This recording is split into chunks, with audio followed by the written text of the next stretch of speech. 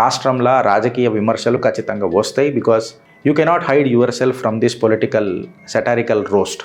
So ఆబ్వియస్గా మీ మీద మేము కూడా విమర్శించినాం.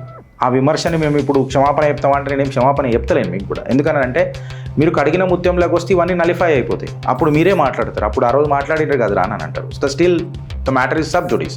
సో అందుకే మనం మాట్లాడతలేం. సో ఆల్రెడీ ఈ ప్రక్రియలో మీరు ఉన్నప్పుడు, ఈ పెయిన్లో మీరు ఉన్నప్పుడు పార్టీ నుంచి ఇంకొకటి వేరేది ఎక్స్పెక్టేషన్ చేయడం అనేది మీ తరఫు నుంచి ఓవర్ ఎక్స్పెక్టేషన్స్ ఏమో అని చెప్పి నేను భావిస్తున్నాను. ఇది తప్పైతే ఈడ క్షమాపణ అడుగుతా.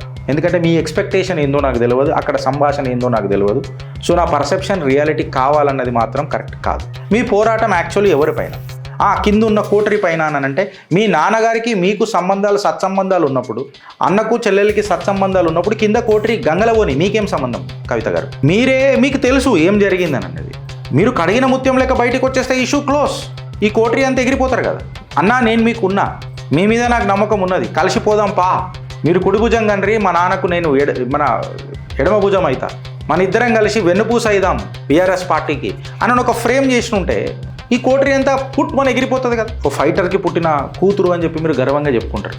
మళ్ళీ ఇలా ఫైటర్నే హేళన చేస్తారా అన్నది ఒక పెద్ద వింతైన ప్రశ్న.